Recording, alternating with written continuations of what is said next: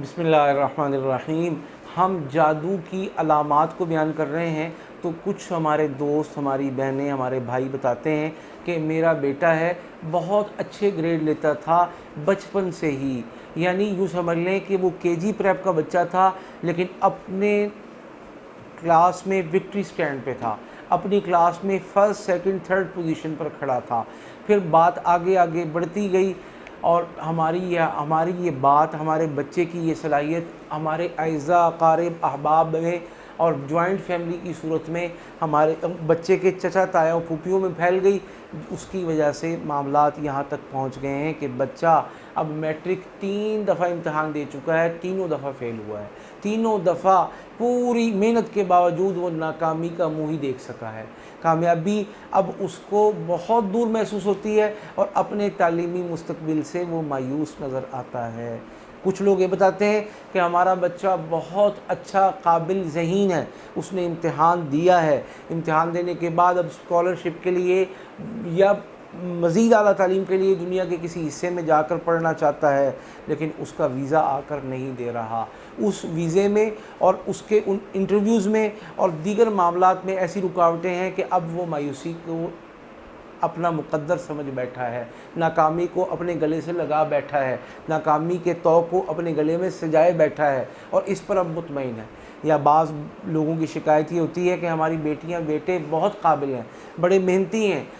سب کچھ پڑھ کے یاد کر کے جب امتحان دینے جاتے ہیں، کمرہ امتحان میں داخل ہوتے ہیں تو داخل ہوتے ساتھ ہی جب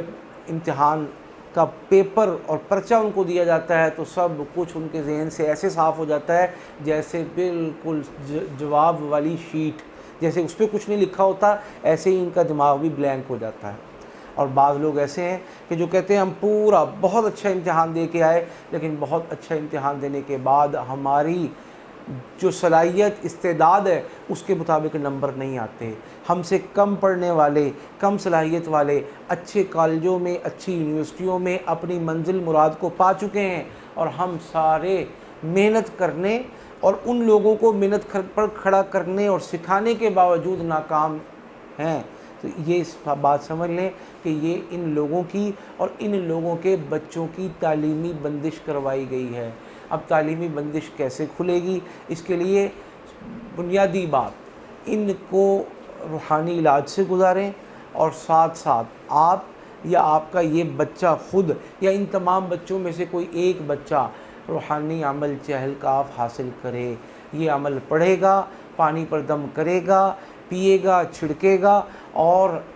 مختلف مواقع پر خصوصاً پیپرز دینے کے وقت میں، پیپرز کے لیے جانے کے وقت میں اور پیپرز کی تیاری کے وقت میں معمولی مقدار پڑے گا تو جہاں پر سال ہا سال کی محنت رنگ لائے گی، جہاں پر لاکھوں کروڑوں کی فیسیں ہمیں بامراد کروائیں گی اور ہماری خون پسینے کی کمائی جو ہمارے بچوں پر لگ رہی ہے وہ کسی نہ کسی مقصد میں آئے گی، وہاں پر انشاءاللہ آپ کی دعاؤں میں ہم بھی شریک ہوں گے اور ہم بھی کامیاب اور بامراد ہوں گے۔ لہذا چہل کاف کا عمل آپ کے بچے کو آپ کی منزل اور انٹری ٹیسٹ میں کامیاب کروانے کے بعد انجینئرنگ ہو، کمپیوٹر سائنس ہو یا میڈیکل ہو یا دنیا کی کوئی بھی لائن ہو، اس میں کامیابی کو چھونے سے اور کامیابی کے عروج کو پہنچنے سے نہیں روک سکتی انشاءاللہ۔